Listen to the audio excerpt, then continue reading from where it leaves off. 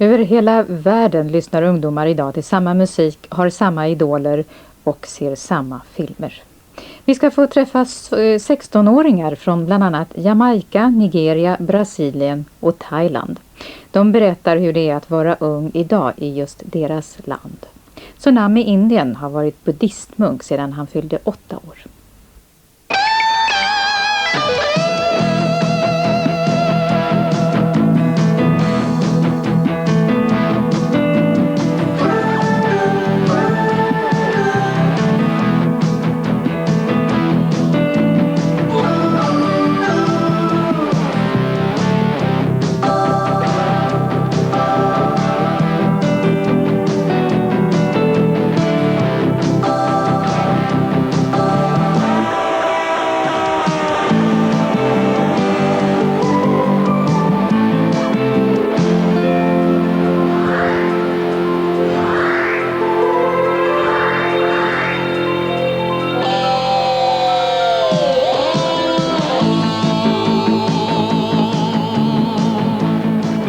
In Asia, turning 16 focuses its cameras on India and on teenagers and religion. How important is religion for today's youth? It is important, but not very important. I mean, I'm not a fanatic. I like to take good things from different religions and incorporate them in my life. All people are, they think that their religion is most important. So they fight against it, each other, even with their brothers also. But it's a very personal issue. I don't want to impose it on somebody else. 저도 상황하고 그래. 그래. 얘네야 나중에다 거기서 추위를 잡고 말이야. 하를 잡고 말이야. 대체는 거기서 미리 가가네 지고래 맛이. Sonam Puljor is a Buddhist monk, and he's 16 years old. This is his story.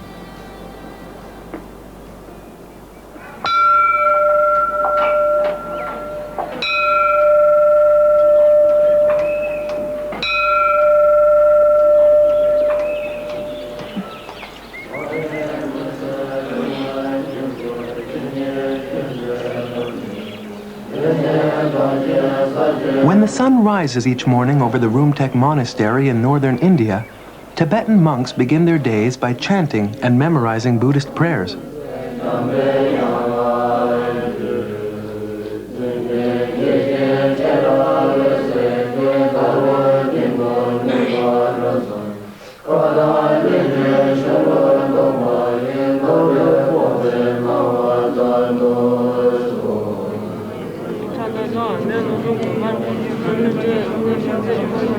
Sonam has been up since 5 in the morning and is finishing his first class of the day.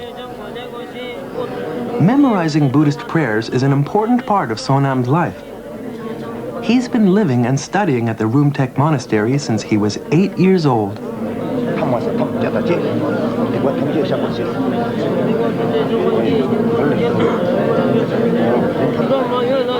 I've liked religion ever since I can remember. That's why I was interested in becoming a monk. I've never wanted to spend my life as a layperson.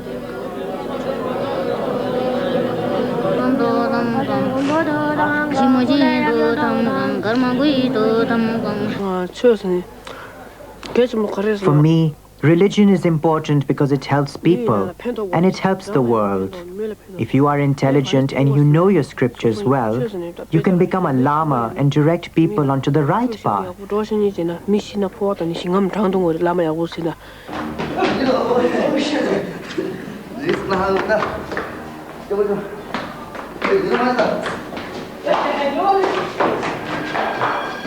Tibetans are considered one of the most religious peoples in the world. And having a monk in the family is highly respected.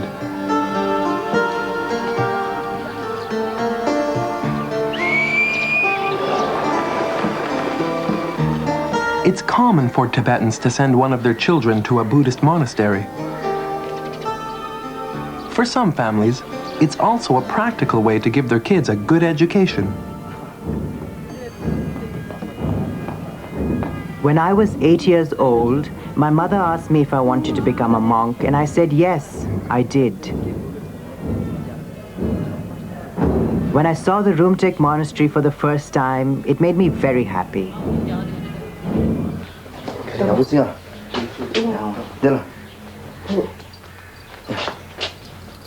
Sonam was born in northern India and is the youngest of 3 children. His parents live in the region some 200 kilometers from the monastery, but he only sees them once a year. For Sonam, the monastery has become his home, the monks his new family, and Buddhism a way of life. I don't believe in fooling around with girls, drinking beers, and being lazy. I don't like those things at all. But I like everything about being a monk, especially being around the lamas and living in the monastery. I don't believe monks should get married. I have no intentions of getting married in this lifetime. It's not even on my mind.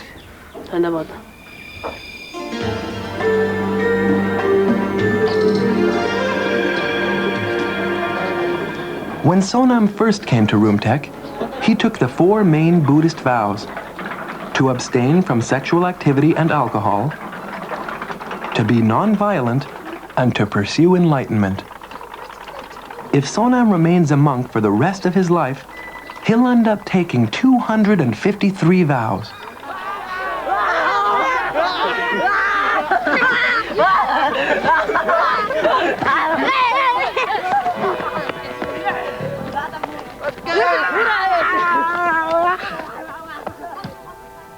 Although life for the monks can be quite disciplined, Wednesday is a free day, and soccer is always on the agenda.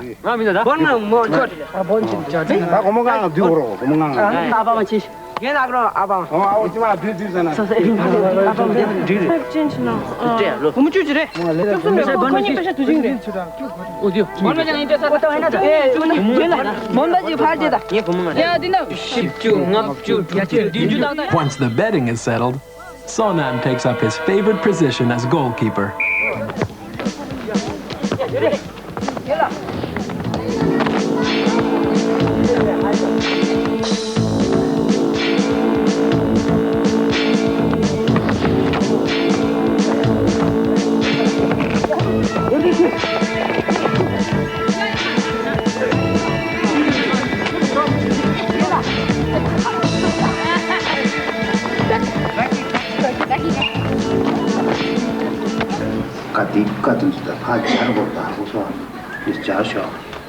At the Rumtek Monastery, all of the monks follow a strict program of Buddhist studies when they're young.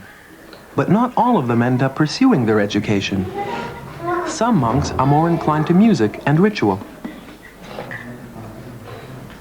Others, like Sonam, are better suited to a life of service.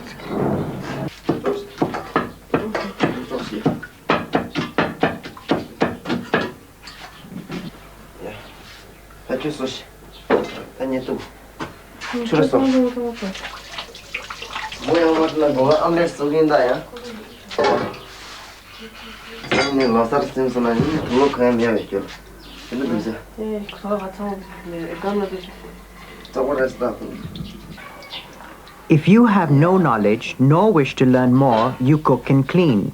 You cannot go higher or lower. But the better you do in your studies, the higher you move in position. If you don't do well in your studies, you're assigned the job of cooking and cleaning, regardless of your age. For example, if my teacher wasn't very knowledgeable, he wouldn't be teaching. But if I was more knowledgeable, I'd become his teacher, even if I'm younger than him.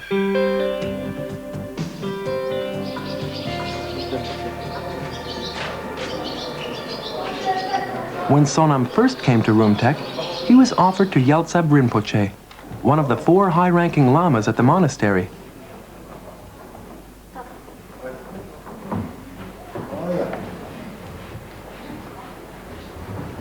Today, Sonam cooks for Rinpoche, serves him meals in his quarters, and runs errands when necessary.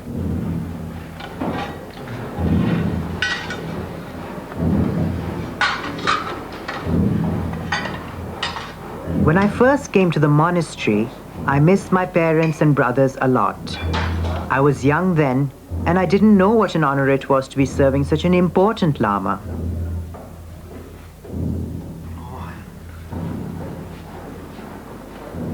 Gradually, I became accustomed to the monastery and grew close to my Rinpoche.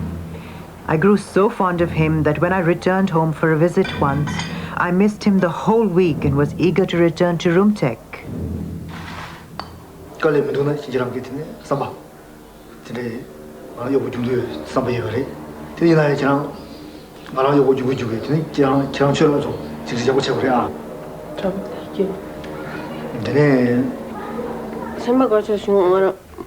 What I like the most is that I have an opportunity to serve Rinpoche, even if I don't get to study that much. I have no thoughts of traveling to other countries or eating expensive foods. My only hope is to serve Rinpoche well.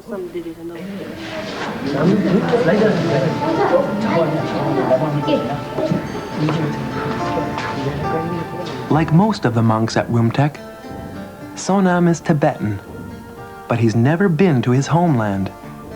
His country was occupied by the Chinese army in the 1950s, and thousands of Tibetans were forced to exile. At the time, Sonam's parents risked their lives by crossing the Himalayas and seeking refuge in India. On a clear day, Sonam can see those same mountains from the monastery. The Chinese have been occupying our land for a long time.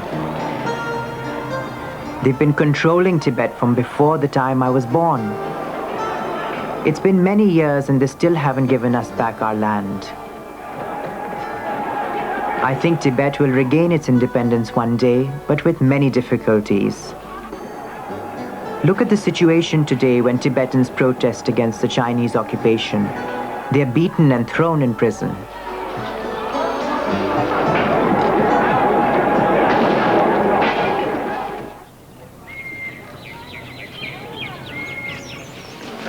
The Rumtek Monastery was set up in exile in the 1950s as a result of the Chinese occupation.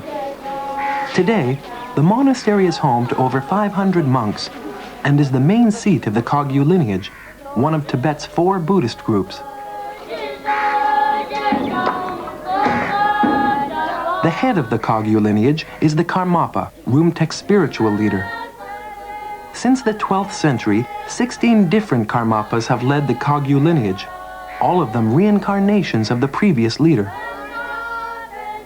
The 16th Karmapa, seen here, was the last to live in Rumtek, but he died in 1981.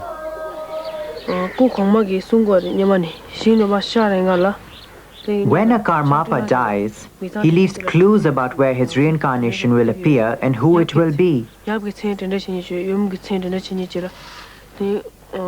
He can even describe the person. In the Kagyu tradition, the clues are left behind in a letter that's handwritten by the Karmapa and then hidden in a secret location. When the 16th Karmapa died, he hid the letter in a talisman, and it remained there for 11 years. Finally, in 1992, the letter was uncovered, and information about the new Karmapa was found.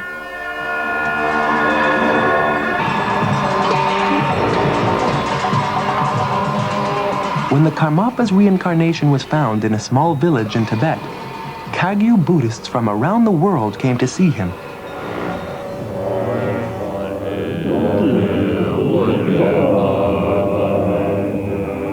At his enthronement ceremony, the new Karmapa was officially sworn in, even though he's only 7 years old.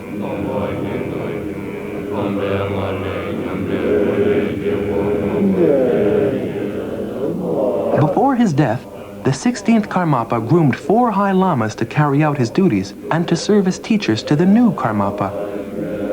One of the 4 is Yeltsab Rinpoche, Sonam's High Lama and master. The Karmapa is our head, our top Lama. We are living in his monastery on his land. Everyone in Rumtek will be happy when they see the new Karmapa.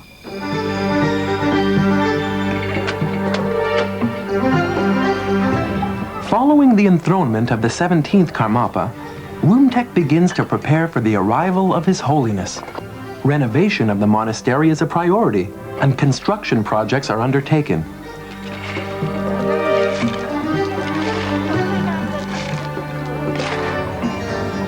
The monks at Rumtek are hoping that the 17th Karmapa will arrive in time for Losar, the Tibetan New Year.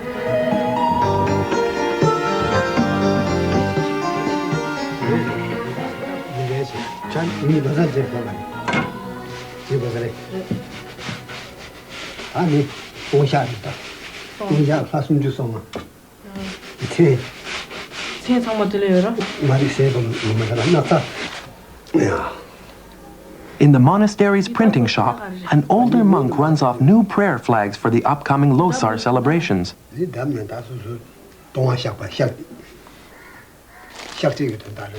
In the Buddhist tradition, the flags are hung outdoors so the wind can recite the prayers and purify the material world.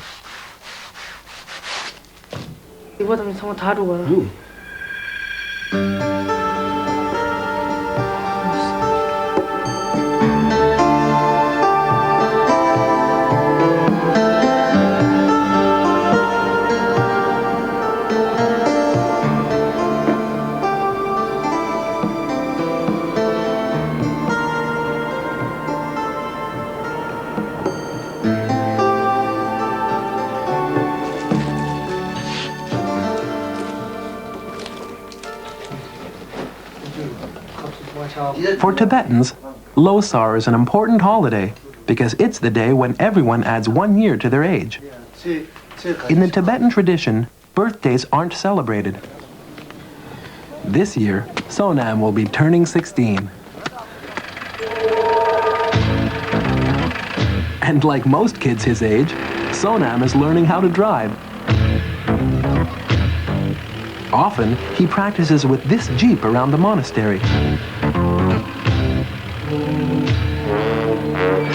Sometimes, he gets to drive to Gantok, a town located 20 kilometers from Rumtek.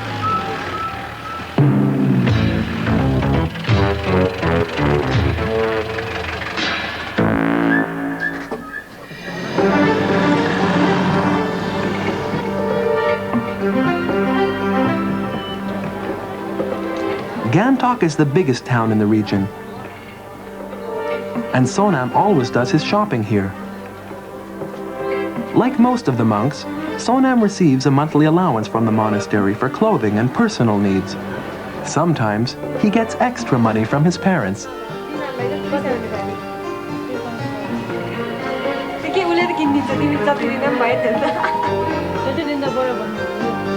The most important things in life are religion and knowledge. Money does not last.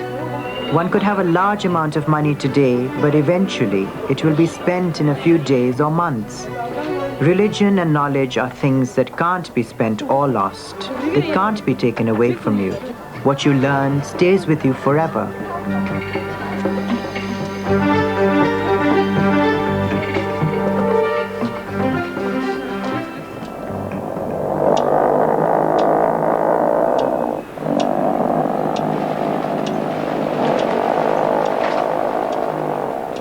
Losar, the Tibetan New Year, is only 1 week away, but already the ceremonies have started.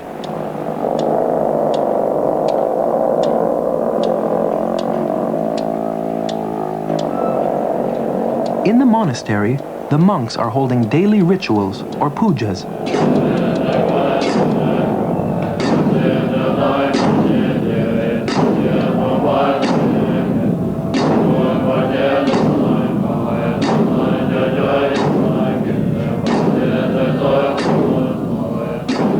Pujas run 18 hours a day for 7 days and end on the eve of Losar. For most of the monks, the pujas are demanding and require a lot of discipline.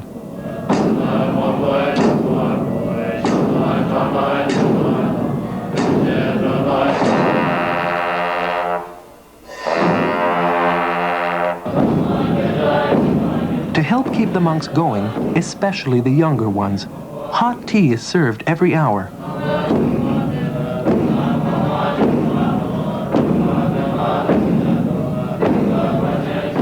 The expected visit of the 17th Karmapa is an inspiration for the monks. Everyone here hopes he'll make it for New Year.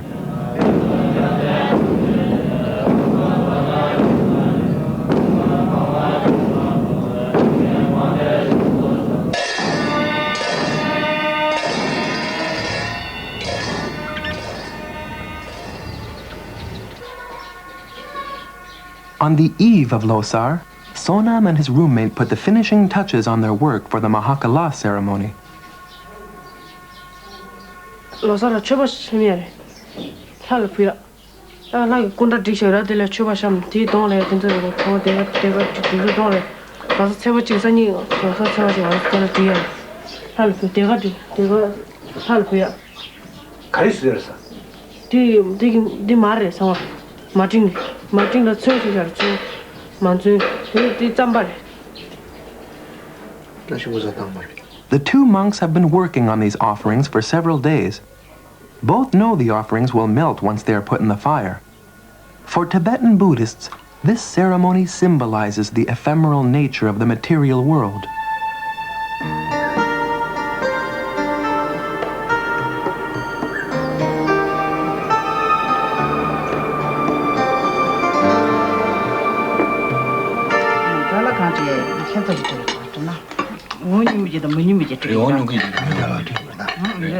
On New Year's Day, Sonam is invited to a special Losar meal at the home of Dala and Ashi, two close friends of the late Karmapa.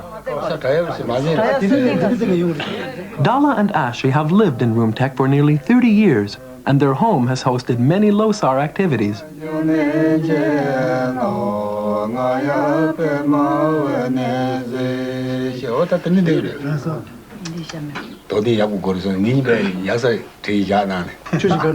Losar is a festive holiday, a time when Tibetans get together to make wishes for the new year.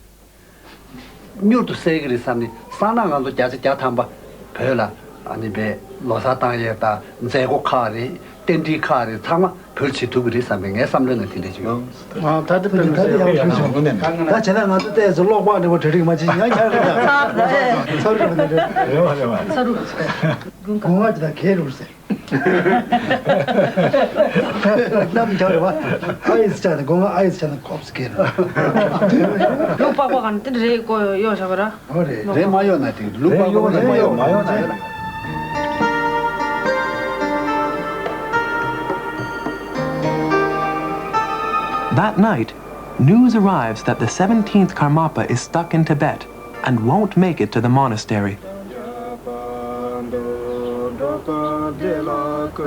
For Sonam and everyone in Rumtek, the news casts a shadow over the Losar celebrations, a dark reminder that their homeland is still controlled by the Chinese.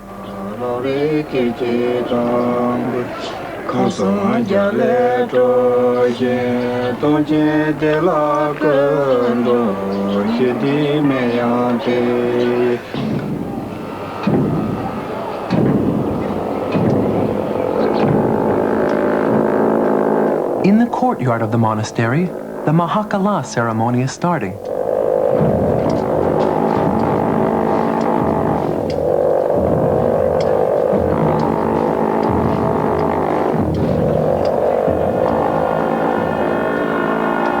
The Mahakala is the Tibetan protector deity, and its effigy is burned to absolve mortal sins.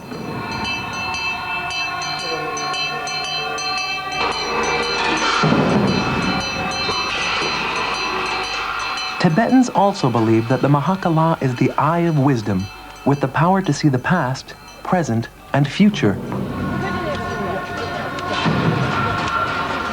For Sonam, the past brings to mind his family, and a link that still runs deep.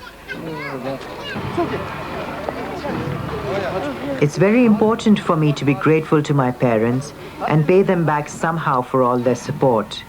To do this, I must pursue my religion and be as knowledgeable as possible. Without knowledge, I cannot be grateful towards my parents. If I can make my parents happy and proud, I'll have shown them my gratitude. If I should make them sad or unhappy, I'll have sinned. Service and devotion are Sonam's callings as a Buddhist monk. His path to enlightenment.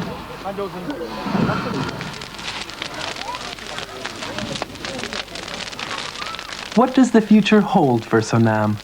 And where will he be 16 years from now? When I'm 32, my main wish will be to serve Rinpoche. I'll have no desires to work for someone else. I won't be lazy, and I won't be vain.